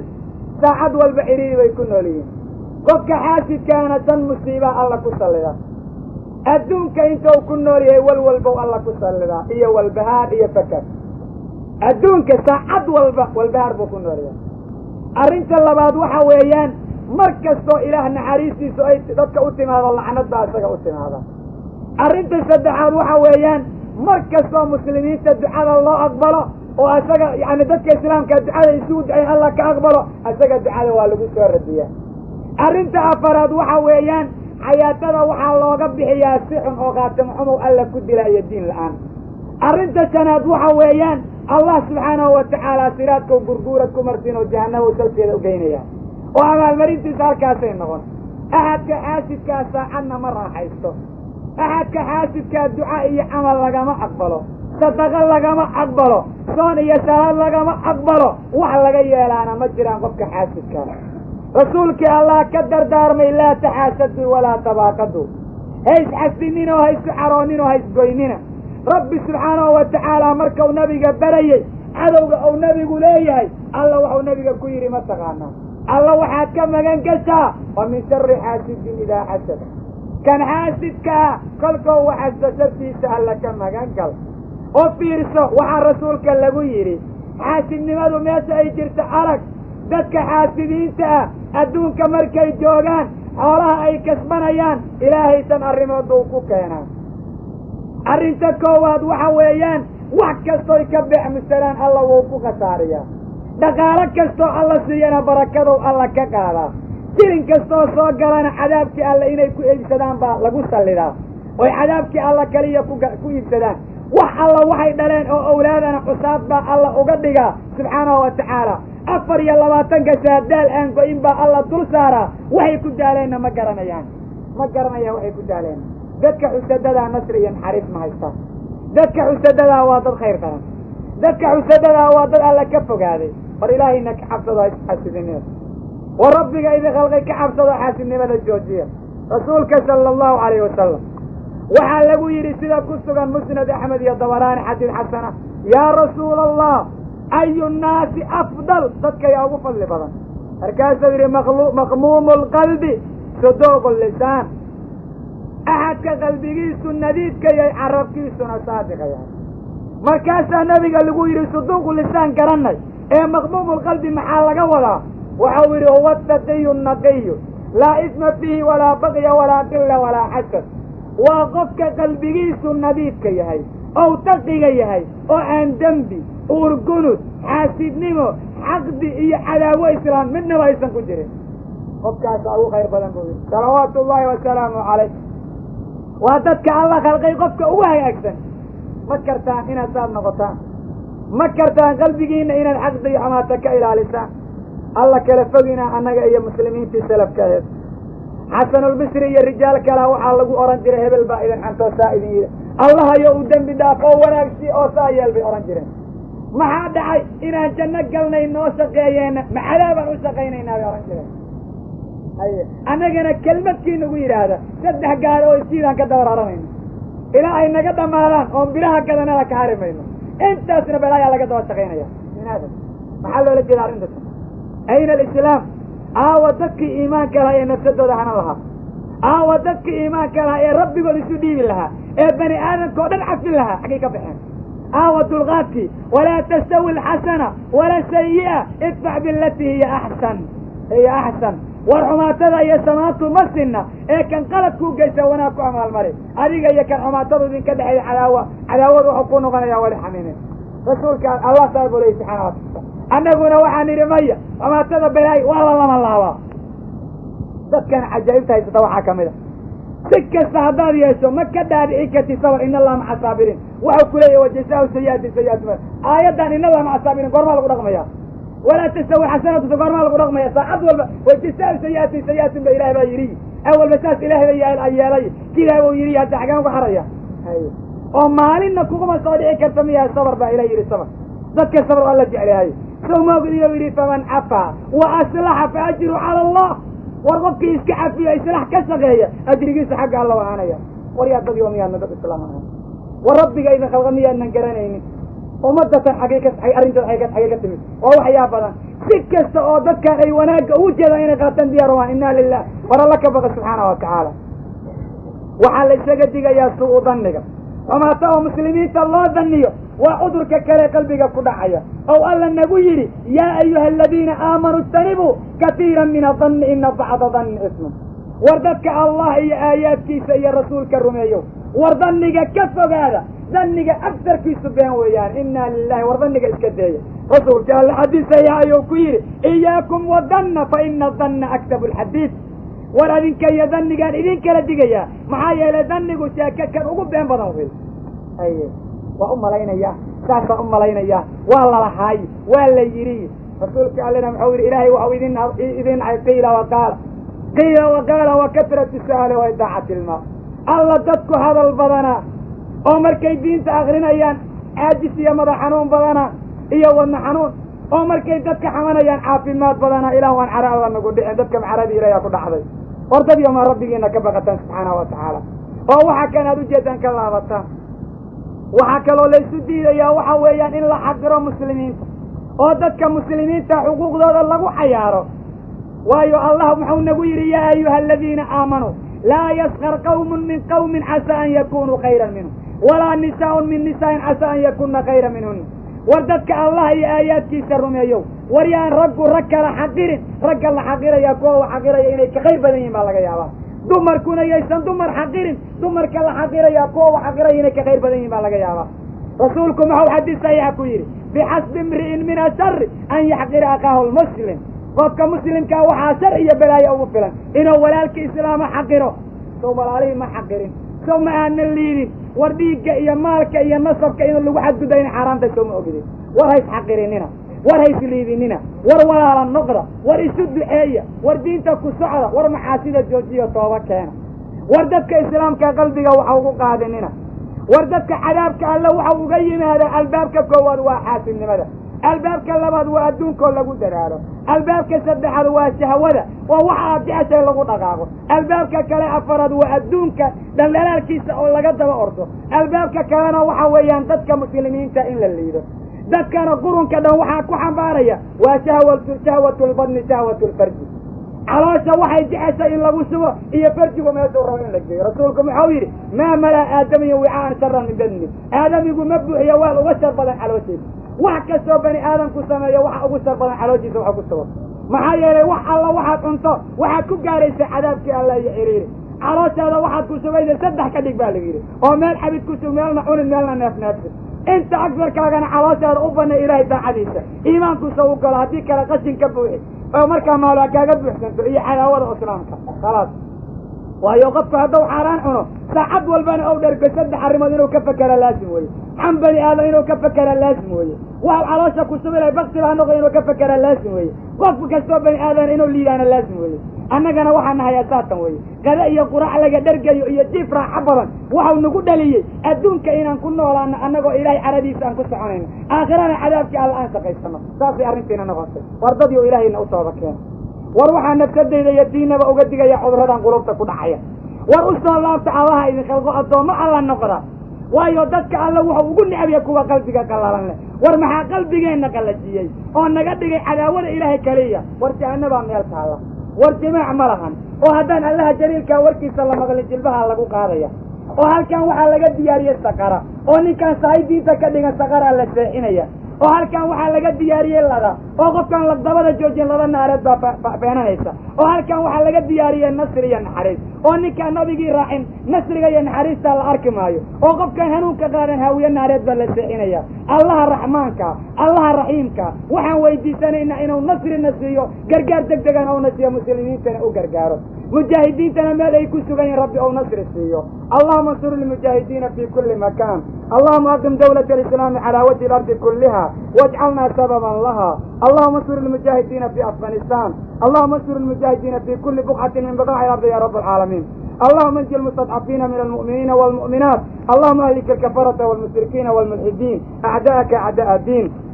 اللهم لا تدع لنا ذنبا في مقامنا هذا الا غفرته ولا هما إلا فرجته ولا كربا إلا نفسته ولا دينا إلا قضيته ولا مريضا إلا شفيته ولا ضالا إلا هديته ولا عدوا إلا خذلته ولا أميرا جائرا إلا كسرته ولا محبوسا إلا خلصته ولا عسيرا إلا يسرته ولا حاجة من حوائج الدنيا والآخرة يا لك رضا ولنا صلاح إلا أنتنا على قضائها ويسرتها برحمتك يا أرحم الراحمين. اللهم يا مقلب القلوب ثبت قلوبنا على دينك. ربي أعنا ولا تعن علينا وانصرنا ولا تنصر علينا وامكرنا ولا تمكر علينا واهدنا ويسر الهدى لنا وانصرنا على من بغى علينا. رب اجعلنا لك شكارين لك ذكارين لك رهابين لك مدواعين مخبتين إليك أواهين منيبين. ربي تقبل توبتنا وأغسل حوبتنا وأجب دعوتنا وثبت حجتنا وسدد لساننا واهد قلبنا واسلل سخيمة صدرنا يا رب العالمين.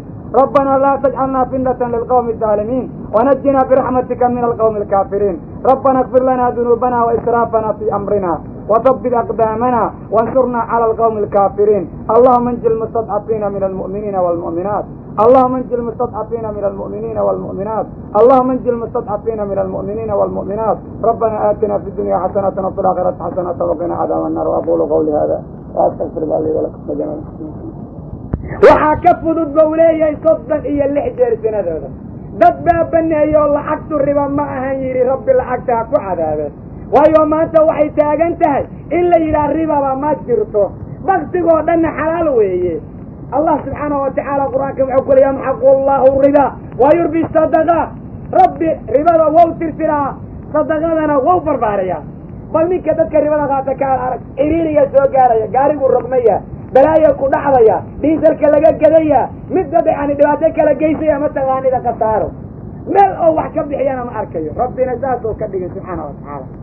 rabbi saasoo ka dhigin dadka tareelayaalka kala dadaaminaya ee mooda inay xoolo gacanta ku hayaan. rabbi subxaanahu watacaala birahu ku cadaabi doonaa dushoodawna saari doonaa. waxaana alle ka rajaynaynaa guri dhaaxa oo dhaladiisa dabka baxaya oo dadka ku jira aysan ka bixi karin in la arko sida dadka ribada xallisha oo maanta qaadanaya oo mar walba usii jeeda. rabbi saasaanu ka rajaynaya wafcila waana la heli waayo diinta tan wax kastoo lagu cayaarayo si kastoo la yeelaba rabbi dad oonba usoo saaraya. rabbina asagaa diinta ilaashanaya. rabbina dadka cadowgiisa wou yaqaana laakiin awalan xadiid ku soo marna daalimiinta alla waa u kaadiyaa. markay bayaxaabaan oy barwaaqo gaaraan baa alla qabtaa si kastoo la yeelo wadaada loogu yeero duraama lagu akriyo aayad kursi lala dul fadhiistayo faataxa iyo tusbaxyo wadaada leeyihin waxba lagaba qabto maxaa yeelay allow cadowgiisa yahay rabbigii khalqaana maanta ka aalsanaya. war alla ka baqa subxaana watacaala. hawlaha ribada oo isolmasida lagu qaadana la joojiyo. gabadhaydaa guri ii gadaya gabadhaydaa gaari ii gadaysa hebel baa ila qaadaya xaggay ka dhaxaysaa. allahu akbar jalla wacalaa. allow yaa idinla taliyo ilaahay aqooda idinku yidhaahda. rabbi asagaa ballan qaada intuu xayaatada geliyey oo adduunka ku nool inuu nafaqad hora bixiyo. xaaraan cuna naguma dhihin ee rabbigiina ka cabsada. mawduucaas inaan kusii fogaada ma doonayo. waxaan rabaa inaan isaga tago maxaa yeelay dadku inay bakti ka dhargaan bay jecel yihiin cadaabkana waxay rabaan ay la maraan waayo waxay mahmahaya u degsadeen waxaan ku cunin waa la cunaa. haddaana ribo qaadan xaggeen aadaya saaxiibkay waa ujeedaa gaari baa wataa xaggeen ka baxaya halkaas ayaa negati la xihan oo bas waxaa la iska dhigayaa bes nin walba caloo derbi leega soo jeeda salkuna ha ku soo baabooso bakti meel ugu fadhiyo axad walbaana saa ha ku shaqaysto waxa dambeeya waa la ogaan doonaa. allah subxaanahu watacaala waxa kanma doonaya rabbigiina ka cabsa oo diinta ilaahay dad ku socda noqda. rasuulka sala allahu calayhi wasalam wuxuu caddeeyey dadka riswada qaata iyo dadka ribada qaata iyo dadka xoolahooda kuwa baadilka ku cuna rabbi subxaanahu watacaala inuu cadaabkiisa ku sallidayo. cadaabkii allah feenan doona. markaa ka gadaal waxaa muslimiintu ku ijmaaceen riswada oo laaluuska iyo ribada ah inay xaaraam tahay. axadkii xallisaana diinta islaamka u ka baxayaa saacaddaas ayada waa gaalooba waqti waxaa lasoo gaaloobaya. wax islaamnimo la yidhaha uma dambeeyaan sideeda ahaan. ribadu waxay gashaa wax walba oo raashina oo kayd gala iyo wax walba oo lacag lagu magacaabo nuucay doonaan laga samaysanaadeen oo dahab iyo fiddo gooya oo dahab iyo fiddo gooya ama dahab iyo fidda iyo wax kastoo raashin oo kayd geli karaya. maxaa yeele markuu alla u rasuulku diidayey masagada iyo saciirka iyo nooca waa quudnimada. dahabka iyo fiddada markuu diidayana waa tamannimada. wax kastee dahab iyo fiddo tamannimo la wadaaga lacagnimo iyo wax kastee beriis iyo la wadaaga raashinka la cunayo cuntanimo oo kaysami karayo oo kayd galo meel la dhiga karayo ribaa gasoo xaaraan wey dadka qaataa xaaraantaa ku cayrin allah subxaanahu wa tacaala awalow qur'aankiisa waxau ku yidhi yaa ayuha aladiina aamanuu kuluu min dayibaati maa rasaqnaakum war dadka allah iyo aayaadkiisa iyo rasuulkaba rumeeyayow waxaan idinku arsugnay oo xalaashaa xaggooda wax ka cuna xaaraantana iska deed maxaa yeelay dad baa jira weligood xaaraanta jecel oo aan dhergan inay bakti cunaan maahan bakti inay cunaan maahane maba dhergayaanba uma baxdaba inay xaaraan cunaan maahane oy dad dhacaan oy xoolo islaameed qaataan sida nimanka loo yaqaano nimanka loo yaqaano dawladaha hoose oo kale bani aadamka xoolihiisa inay qaataan bay iska xeriyin mar kastaba ama ay dhacaan iyo dadka cayniska qaata jaanibkay doonaanba ha ku yimaadeen war ilaahay subxaanahu wa tacaala xaradiisa ummaday ku dhacda fara badan markaa ka gadaal waxaa laysu diiday in muslimiinta danahooda lagu cayaaro waxaa kaloo naloo diida jaajuusnimada iyo dadka muslimiinka waxau ku yidhi yaa ayuha aladiina aamanuu khuduu xidrakum war dadka allah iyo aayaadkiisa iyo rasuulkaba rumeeyow digtoonidiina qaata macnaheedu waxa weeyaan cadowga ka farajignaada iska ilaaliya iska eega laakiin adinku ha isjaajuusinin allah waatuu qur-aanka ku yidhi walaa tajassasu war ha isjaajuusinina war ha israacraacinina ceebihiina laakiin cadowga ka farajignaada munaafiqana iska eega jaajuusnimaha ku shaqaysanina rabbiga idin khalqay ka cabsada oo jaajuusnimada iska ilaaliya ayuu nagu leeyahay rasuulka allah subxaanahu wa tacaala rabbi baa nagu odhanaya khuduu xidrakum tajasuska muslimiinta waa ka xaaraam inay ayagu isku sameeyaan oo dadka muslimiinta cawlaadkooda la dabagalo oo ceebahooda banaanka lasoo dhigo waxau yidhi rasuulku sala allahu alayh wasalam yaa macshara man aamana bilisaani walam yadkul aliimaanu fii qalbih war dadka carabka ka rumeeyayow oon iimaanku qalbiga ka gelinow laa tatabicuu cawraata almuslimiin muslimiinta ceebahooda ha raacraacinina muslimiinta ceebahooda ha raacraacinina dadka aan diintu qalbiga u gelinow laakiin carabka iimaanka ka lahow haddaad aragtid qof ceebaha islaamka fodqadaya ayna iimaan hadduu jiro muslimiinta uu iska nabadgeli lahaa war allah rumeeya war rasuulkiina rumeeya oo rasuulka alla dariiqiisa raaca war nafsadiina la jihaada iyo shaydaan oo xooliha ilaah idin siiya iyo xooggiina diinta alla ugu adeega oo dad islaama oo isjecel oo isu ceeb qariya oon ceebaha banaanka iska dhigin noqda lianna rasuulkii baa yidhi addoon ceebtiisa kuma qariyo adduunka ilaa uu ku qariyo satarahu allahu fi aakhira rabbi baa ceebtiisa qariya isagana maalinta qiyaamada war ceebtiina inuu alla dada sooma rabtaa war dadka ceebihiisa dada oo rabbigiina ka baqa oo khayraadka iyo wanaagga ka shaqeeya oo diintan islaamka ilaaliya war diintan islaamka ilaaliya war diinta islaamka dadku xadgudba ha noqonina oo macaasidaa banaysanina war macaasida mamnuuc weeye iska ilaaliya dadka ceebihiisa in la raacraaco lianna rasuulku waxau yidhi sala allahu alayh wasalam man tatabbaca cawraata almuslimiin axadkii dadka muslimiinta cawraadkooda raacraaca fa ina allaha yafdaxu walow kaana fii beyti rabbi baa ceebeeya gurgiisa dhexdiisaba ha ahaato allah baa ceebayn gurgiisa isagoo ku dhex jira baa noqotay meel lagu ceebeeyaba rabbi waa ceebayn rabbi baa ballan qaaday inuu ceebeeyo axad alla u ballan qaaday inuu ceebeeyo xaggow ceeb ku huraya ma ceeb baa weynayaa saacad alla ceebeeyaba ceebta waa ku imaanaysaa rabbinama ceebeeya allah baan ka baryaynaa inuu ceebaheenna iyo cawraadkeenna qariye war rabbigiina ka baqoo diinta islaamka ilaaliya oo dadka muslimiinta u ceeba qariya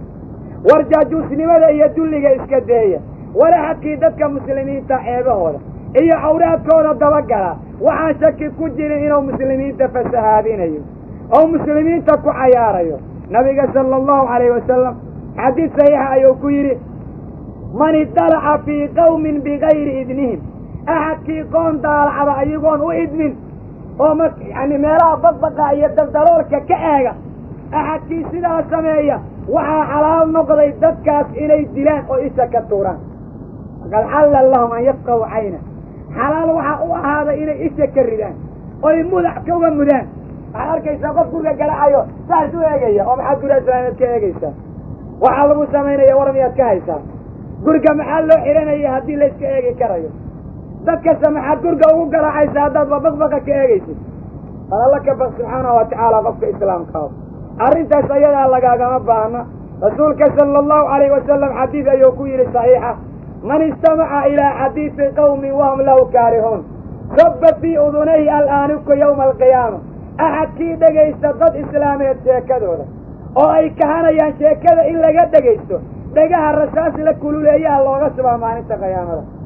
dadkii dadka jaajuusnimadooda ka shaqaynaya dadka sheekadooda iyo wararkooda dhegaysanaya kuwa la dhegaysanayana ay warka in laga dhegaysta kahanayaan kan wax la dhegaysanaya rasaas kulul baa dhegaha looga subaya cadaabkaas ayaa alla ku sallidaya subxaanahu watacaala cadaabkaa intaan nala ku sallidin rabbi aan ka xaqsanno oon diinta islaamka ilaalino cudurka kale bani aadamka ku dhacay mujtamac ahaan waxa weeyaan qishiga iyo khadeecada rasuulku waxau yidhi sala allahu calayhi wasalam addiinu nasiixa diintu waa naseexa maslaxada ayay ka shaqaydaa yay u tahay baa nabiga lagu yidhi waxau yidhi lilaah walirasuulih walikitaabih walia'immati almuslimiina wa caamatihim allah bay u tahay oo in lagu waxido weeye rasuulkiisay u taho waa in dariiqiisa la raaco kitaabka allay u taho waa in lagu dhaqmoo la barto madaxda muslimiintay u taho waa in lagu adeeco la waaniyo muslimiinta oo dhan bay u taho maslaxadooda adduun iyo aakhiraha laga bara marka meeshaad maslaxadooda adduun iyo aakhira u sheegi laheed haddaad khayaanayso ood balaayo u maleegto khayr malihid waxuuna rasuulku yidhi man qasanaa falaysa mina axadkiina khayaaneeye balaayo noo duuga naga mid mahan rasuulkana maalin bau suuqa soo maray markaasuu yidhi yaa macshara tujaar war dadka beec mushtarkaaho inta suuq wax ku gadatee beec mushtara maalinta qiyaamada waxaa la soo bixiyaa kulligood ayagoo fujaar ah oo faasiqiina oo cadaabkii allala wey ilaa man ittaqa allaha wa barra wa sadaq axadkii rabbigii ka cabsaday oo runta sheegay oo camalka u samaynayo o dhan xaqa ku waafaqay maane inta kale beec mushtara ayagoo fustaqa ayaa la keenaa buu yidhi maxaa yeelay beec mushtarka dadkiisa dadka ugu been badan ugu ballan furyo badan oo yani balaayada ishoosgeli og 24 sano khadeeca ku soconaya ilaa axad alla ka cabsada u yidhi axadkii rabbi ka cabsaday xagga ilaaliya waa laga istisnooda laakiin dadka bani aadamka uma badna inay cabsi alla ilaaliyaan xaaladdu markay halkaa taaganta uma badna ma u badna silinba haddii la helayo in rabbi cabsidiisa la ilaaliyo marka allaha laga bogo subxaanahu watacaala bani aadamka dhibkiisa alla wou diiday waxyaalaha rabbi noo diiday ka mid tahay oo cudurrada nagu noqday allah muxuu yidhi waaladiina yu'duuna almu'miniina waalmu'minaati bigayri ma iktasabuu faqad ixtamaluu buhtaanan wa isman mubiina war dadka mu'miniinta dhibaya rijaasha ah iyo dumarka mu'minaadkaa waxay kasbadeen oo dembiya ayadoon la arkin dhibaya oo balaayada iyo muskulada la dul taagan waxay cambaarsadeen oy gacanta ku dhigeen oy qaateen been abuurasho iyo dembi mubiina ee cad caradii allay qaateen ay aayadda alla arka waxaa ka dhintay carabka ha noqdeen ood caydo ama gacanta ood wax ku dhifato ama qalbigood xumaato ugu qaado war mu'miniinta iyo mu'minaadka rag iyo dumarka iimaanka leh dadka dhibaya ee inay wax ku sameeyaan u taagan wax ay ka biyeen ayadoo la arag been abuurasho iyo dembigay qaateen dariiqaas adoo iska maraya qof baa ku arkaya isma taqaanaan laakiin meelahaas iyadoo laga sheekaynayo o maqlay markaasoo halkaa cay iyo waxuu la fadhiisanaya aflagaado bal maxaa ku xambaaroo ku wata bal yow garanayaa bal yaa xoole ka sitay oo yaqaanaa lama garanayo bani aadamka maanta jooga waxa lagu hayay ka mid tahay rasuulka sala allahu calayhi wasalam xadiis saxiixa ku sugan wuxuu ku yidhi man axabba an yuzaxzaxa can innaar wa yudkila aljanna falta'tii maniyatu wahuwa yu'minu billahi walyawmi alaakhir walya'ti ila annaasi alladii yuxibu an yu'taa ilayh axadkii jecel in naarta laga dursiyo oo jannada la geliyo geeridu ha u timaado isagoo alla rumaysane daacadiisa ku dadaalaya aakhirada rumaysana u camal falaya dadkana ha ula yimaado waxa uu jecel yahay asaga in loola yimaado keli ah yaa jecel in la dhigo oo la caayo oo la xumeeyo waxa adigu aad jeceshay in lagugu sameeyo keliya dadka ku sameey waxa aad necabta oo dhanna dadka kaday saasuu leeyahay rasuulka alla sala allahu alay wasalam wa haddaad jeceshay jannadii allah ood rabbi jeceshay inuu cadaabka kaa koriyo oo naxariis iyo khayraad ku siiyo laakiin haddaadan jeclayn wanaagga ood ilaahay subxaanahu wa tacaala naxariistiisa aadan rabin adiga oon baa garanaya meeshaad u socotid. rasuulka sala allahu calayhi wasalam waatou dadka muslimiinta ku yidhi waddooyinka ha fadhiisanina ee la yidhi waan fadhiisanaynaa. rasuulku waxau yidhi dadka dariiqa maraya ha dhibinina, salaamta ka radiya, wanaagga baroo xumaatada ka reeba. dadka islaamkaa rabbi ha ka baqeen, diintana ha ilaaliyeen. cudurka kale waxa weeyaan xanta iyo siday arrinteedu tahay. algiiba xan waxaa la yidhaah rabbi qur-aanka waxau ku yidhi walaa yaktab bacdukum bacdaa, waryaan gabalkiin gabalka kala xamanin. ayuxibu axadukum an yaakula laxma akhiihi maytan fakarihumuuh, war axadkiin ma jecel yahay qofka walaalkiisa oo mayda hilibkiisa inuu cuno waa kahanayaa ma jecla. sidaa darteed xanta iska deeya. dadka xamanayaa axadkii oo dhintay hilibkiisa googoosanayana bakti bay cunayaan. xantu sidaa weeye. xanta shayga la yidhaaho waa shay saniixa. subxaanaka yaa ilaahi, xanta haddaan iska dayno xaggeen qada iyo qurax ka doonanayna. saasay dadkii maanta taagan yihiin. rasuulka sala allahu calayhi wasalam waxau ku yidhi xadiid saxiixa, habeenkii lay korsiiya waxaan soo maray dad ayaan soo maray yakmisuuna wujuuhahum wa suduurahum, xabadkooda iyo wejigooda ku diiraya cidiyo dhaadheer oo nuxaasoo maar ah oo jirkooda ku yaalla, oo sidaa dhiig isaga keenayo isku hoolaya oo hadda dubku soo dhalanayo. markaasaa inuu yaha jibriil man haaulaa, war jibriilow kuwa kanu waayo. jibriil waxau yidhi aladiina ya'kuluuna luxuuma annaas wa yaqacuuna fii acraabihim, waa dadka hilibkooda cuna oo sharaftooda iyo nasabkooda iyo qabiilkooda wax ka sheega. hakuwaas wey salawaatu ullahi wasalaamu caleyh. dadkii oran jira laandheerana oo reer hebel waa liitaa, ma guursano nama geeyaan, adigu dahab miyaad ka samaysan tahay, walle calooshada saxaabada kaadi kuma jiraan, meelkaadii soo marto islaan ku taadana kama soo bixin oo qofkaana soo maray, anigu reer hebel baanu haye ma naga isgeyna haye yaa ku geeya, maxaa tahay dahab miyaa jira adduunka ku guursa lahaa, orad raadso laqaadir oo rabbi ka baqa subxaanahu wa tacaala. dadka sharaftooda ku cayaaraya weeye mooye oo hilibkooda cunaya, dadka noocaasa iskale cadaabka noocaana. waxaa laga dhigay cidiyahoodii waa feero nuxaas ah oo jirkooda ku hoolayaan. sida loo galo u fiirso, waa dadka xanta keliya ku shaqaysta ilaahay aan garanaynin. rasuulka sala allahu calayh wasalam waxau yidhi waxaan soo marnay annagoo meel soconayna qurun aad wax u qurmaya, markaasaan waxau yidhi mari weyna meesha qurun darti. waxaan yidhi o yaa jibriil man haaulaa'i natri qurunku waayo. waxaa laygu yidhi bau yidhi waa dadka xanta hilibkii bani aadamka cunayaan weeye ayaa laygu yidhi salawaatu ullahi wasalaamu calayh. maxay idinla tahay marka xanta meesha ay noo joogto maanta ma garanaysaa? dadka maanta jooga cudurka ugu adagay qaban xan weeye. rabbigiin inta ka cabsataan bani aadamka ma nabadgeli kartaan? xanta ma iska day kartaan? iyo dadka caayidiisa. rasuulka sala allahu calayh wasalam xanta waxaa la yidhi ayowna baray, saxaabada ku yidhi sida xadiis saxiix caddaynayo atadruuna malqiiba, ma taqaanaan xan waxay tahay? markaasaa la yidhi allah iyo rasuulkiisa garanaya. rasuulka waxau yidhi dikruka akhaaka bimaa yakrah, xan waxaa la yidhaha qofka walaalkaa inaad ku sheegto wax u kahanayo. hadduu ku hor taagan yahay iyo hadduu kaa maqan yahay waa isla mid. waxa hadduu nacayo diidayo haddaad ku sheegto waxaan xanta lagu sheegaya saas weeye. dad baa ka oranaya xaman maye way hor taagan yahay waa kanin haye oo hadduu ka hor taagan yahay waxa ma rabaa inaad ka sheegto. rasuulka waxaa lagu yidhi ka warran yaa rasuul allah in kaana akii fiihi ma aquul, walaalkay waxaan ku sheegaya hadday ku sugan yihin ka warran. faqad istabtawir waa xamatay, waxaad ku sheegaysa hadduu yahay waad xamatay hadduu diidayo. hadduusan ku sugnayna faqad bahatow waad ku been abuuratooy. been abuurashada ayaana ka sii xun. war dadka rabbigood khalqa ayaa la xisaabtamaya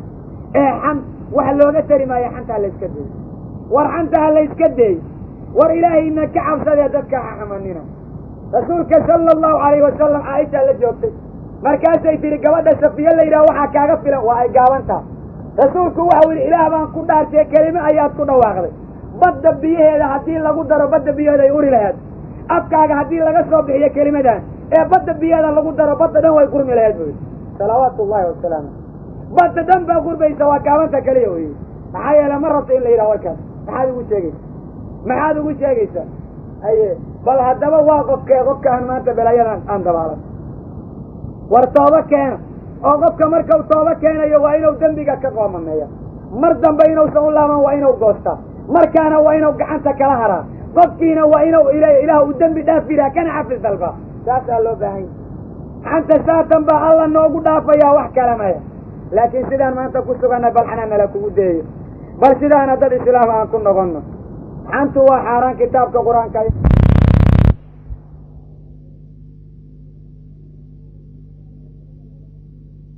subxaanahu watacaala wuxuu ku sallidaa san cuquubo cuquubada koowaad waxa weeyaan carabkooda alla waxau ka dhaarayaa xuska ilaahay cuquubada labaad waxa weeyaan rabbi xifdiga iyo fahmadow ka lumiyaa weligood dad wax xifdiya alla kama dhigo cuquubada saddexaad waxa weeyaan biyo ayagoo odhanaya meel looga dheganyaan aan garanayn ba alla nafta ka qaada cuquubada afaraad waxa weeyaan rabbi siraadka ayuu weji ku marsiya midda shanaad waxa weeyaan qabriga marka la dhigo ayaa 70 mayl dhulka hoos loo geliyaa oo garuun lagu garaacaa sidaas ayaa loo ciqaabaa dadka marka shanta ciqaaba markay ku dhacda ka gadaal jahannaba waa u dheerta meelay ku sugaysaa waa ka dambaydaa jahannabo intaas ka gadaalay jahannabada tegayaan marka xanta shayga la yidhaha layska daydiidiye bal hala arko wixii laga dhaxlo bal qof walba waxay ku geydaad aragtid xantu waxay ku keento xanta waxaa loo ogol yahay qof in wax laga sheego dhowr jeer marada koowaad waa maxay qofkii waa ku dulmiyey waa ku dhibay axad adoo uga dacwoonaya oon qofkaasi liidayn kuna been abuuranay waxaas ayuu ugu sameeyey inaad tiraa waa lagu ogolaya marka labaad waxa weeyaan qofka kan dembibau kaa galay waa jawaab baad raadsanaysaa misaal nin iyo haweentiisii baa diriray ama nin iyo qaraabadiisii kale qof haddau saas ku yeelay ehelkaagana yahay maxaa lagu sameeyaa buu kugu odhanaya saas oo kale xan weeyaan laakiin waa la ogoliyay maxaa yeelay ninkaanu masale diin inu caddaysanaya arrinta saddexaad waxa weeyaan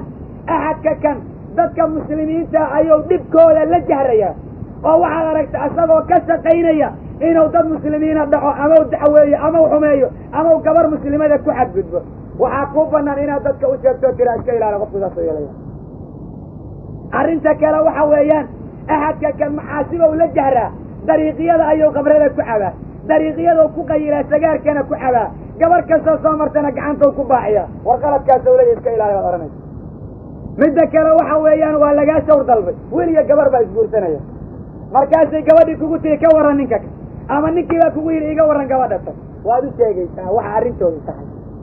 saaad ugu sheegaysaa waa sidee nabiga waxa u timid gabadha la yidhaha Faadima bint al-Qays waxay tiri yaa rasuulallah abaa jahmin mucaawiya ayaa isoo doonay rasuulku muxuu yidhi mucaawiya xoola malaha waa faqiir abaa jahmina naagahu dila waa xila gube waa la yaqaan soo maaha saas wey islaamuhu ma jecla ninka dila inkastoo yidhaahdeen islaamaha soomaalidu ninka hadduu ku dilo inuu ku rabay daliil u tahay marka in laydin dilo waa idinku habboontaan malaynaya waayo dhaqankiinaaba saasa oo ixsaan inaan wax kulahayn baa muuqata waayo waxay tiraa soomaalidu nin iyo naaqis qaba col iyo nabad midna maahan iminka hore feer iskala daala iminka dambana go-a wada huda oo haakada ila marka ku socda saas la qaabay daranan oo rabbi ka baqa subxaanahu watacaala marka waa looga hadli karaa qofka noocaas oo kale qofkan waan la darsi rabaa waxbaan ku darsan rabaa waan guursan rabaa iga warran ma ahan inay ceebta qariso waa lagu imaanayaa maanta waxaa ku imaanaya inantaasu soo heshiinay oo doonaysa inaan bal mawduucan guurkana dhex maro ceebta aan leeyahy o dhan waa inaad utafsir waa qof fiican waa fiican yahay qofkii marka guur la yidhaha la amaanay yaa amaan ku yidhi ceebta labadan qofood aysan isku dhaqi karin ood qofkood ku ogta ushaa qofka kale una naseexay adoo ula jeedin xaaraan weyn in laysu qariyo waa xanaaq badan yahay qofkaana xoola ma qabo qofkaana waa dabeecad xun yahay qofkaana waa kida wax walba inaad sheegtaa taasaa laga hada bacdamaa mawduuca ou yahayba guur iyo dhaqan ama uu noqdo dad darsaya ama bixmisar noqonayo iyo wixii lamid arrimaha noocaasa xanta la ogolyahay in la sheego waxaa kaloo la ogol yahay qofka naynaas baa loo yaqaan sida lugay oo kale ama iday haddaan lagu sheegina lama garanayo adoon ku leedihin dadka waad u sheegtaa oo qofka lugtal ah ood odhan kartaa laakiin haddaad ku liidayso xaaraan weeye mana banan ma ku sheegi qofka lugay ma ohan karta adaad ku liidayso magac kaloo loo yaqaan hadduu yaana ma sheegi kartid qofka waxaa loo yaqaan magac naynaasa uusan jeclayn dadkuna magac kale uma yaqaanin inaad ku sheegta maa lama garanayo waad ku sheegaysaa adoo ula jeeday qofka ku liid laakiin dadkaad ku baraysaa waana kuu banaan tahay waxaad arkaysaa nimanka muxadisiinta axaadiida laga wariyo midba acmash lagu leeyahy ina kubiyoole mida axraj lagu leeyahay waa rag waaweyn oo shuyuuka maxaa yeelay naynaasta in macruuf ku yihi saas oo kale qofka naynaasta macruufka ku ah waa lagu sheegi karaa haddii loo baahday waxaa kaloo lamid a qof baa maamulka muslimiinta meel u haya ama meel buu macallin ka yahay waxbuu ka qabanaya qalad ayuu la yimid diinta ku xun dadkiina wuu luminayaa si xun buu u socdaa inta loo taga dadka waa la odhanaa qofkaan iska ilaaliya ma fiicne waa banaanta ayadoon lagu xumaynayn laakiin laleeyahay qofka waa ka qaadan karta laakiin qaladka noocaasa iska eega waa intay muslimiintu ogolaadeen waxyaalahaas dacwada waxaa ku saabsan hindaa nabiga u timid waxay tii rasuulka allow abaa sufyaan ninka la yidhaha waa nin bakiil ah inaan xoolaha wax ilmaha iyo aniga igu filan ka qaata maana gacantiisu ma bixi karto waayo bakiilnimada dad waa isaga dhashay waa nin saxaabiya rasuulku wuxuu ku yidhi adiga iyo ilmahaada wax idinku filan xoolihiisa ka qaata cuna saas yeela buu yidhi sala allahu alayh wasalam khalas amarkiiba intaasuu ku dhammaaday marka dadka islaamka waa inay gartaan arrimahaas in loo ogolaado laakiin xanta xaaraam way sida kale war shayga xanta la yidhaah waa cudurka koowaad ee xididadii naga googooyey oo wadnihii naga ololyaha la iska deeyey cudurka kale waa namiimada biradirada rabbi baa qur-aanka markau dhaleecaynaya muxuu yidhi weliid hammaasin mashtaa'in binamiim waa mid durid badan u socosho badan ummadda inuu isku diro alla muxuu yidhi waylun likulli humazatin lumaza halaag iyo cadaabkiisa adag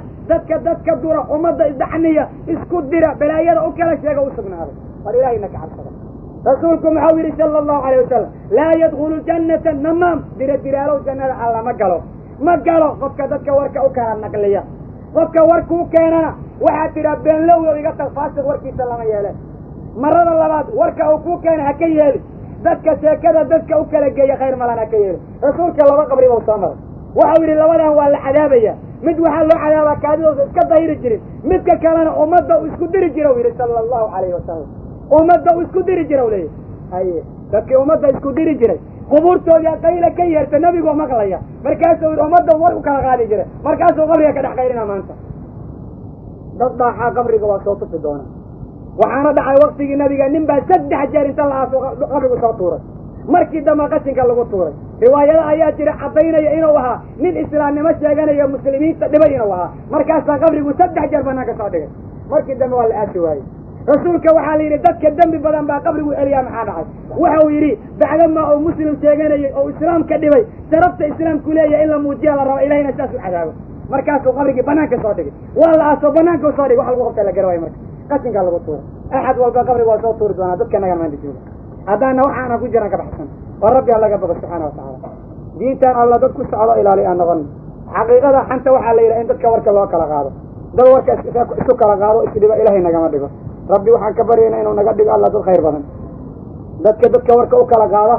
waxaan rabbi ka baryayna inuu dembiga u dhaafo soona hanuuniyo dadka islaamkaana oo alla hagaajiyo marka dad hagaagsan oo diinta ku dhaqma aan noqono sharciga aan ilaalino samaanta aan ku soconno cudurrada aan iska daaweyno musiibooyinkaan nagu socda maantana aan alla ka magan galna subxaana watacaala rabbigayana aan u laabano rabbi waxau ballan qaado qofku hadduu dambaabo ee uu tooba keeno qalad kastoo gala inuu inta ka tirtiro meeshuu ka tira khayr ugu qorayo waa naxariis ilaahay 50 sano haddaad dembi ku socotay oo tira ilaah caawa waa isu kaa dhiibi intaad gasay inta lagaa saxaaqaya meesha khayr lagu qora laga tiray maantaasaana kow lagu leysay oo caawa dhasoo kale waa nicmo ilaahay shaydaankan halkaas ku jabay laakiin anagu shaydaankaan jecelna inaan raalli garayno ilahay ma jecel inaan raalli garayno saa darteed cadaabkii allah la shaqaysanaya marka allaha laga boqo rabbina xaqa ha nawafajiyo allahuma ansur ilmujaahidiina fi kulli makan allahuma ansur ilmujaahidiina fi kulli buqcatin min baqaaci ilarda allahuma aqim dawlat alislaami calaa wajhi ilardi kuliha wajcalnaa sababan laha اللهم انجل المستضعفين من المؤمنين والمؤمنات اللهم اعز الاسلام والمسلمين واذل الشرك والمشركين اللهم اهلك الكفرة والمشركين والملحدين اعداءك اعداء الدين ربنا آتنا في الدنيا حسنة وفي الآخرة حسنة وقنا عذاب النار ربنا اغفر لنا ولوالدينا ولجميع المسلمين والمسلمات اللهم يا مقلب القلوب ثبت قلوبنا على دينك اللهم مسرت بسم الله الرحمن الرحيم الحمد لله رب العالمين والصلاة والسلام على المبعوث رحمة للعالمين نبينا محمد الهادي الأمين وعلى آله وصحبه الغر الميامين السلام عليكم ورحمة الله وبركاته ولا ليال مادة يوحى إذن ديارسي مكتبة الهدى سيدوك لمكتبة الهدى وحد كيلكتان كتبتا أجلدها البمض قرآنك تفاصيرتا أحاديثتا محاضراتك مقل يا مقالبة مكتبة الهدى وحي كتلا كسوهرجيتك مسجدك أبو بكر الصديق 6 ستريت حافظ إسلي نيروبي كينيا wixii faahfaahin intaa dheer waxaad kala xiriiri kartaan maktabatul huda telephone number eber 254222 ama PO Box 1240 eber 1 Nairobi, Kenya.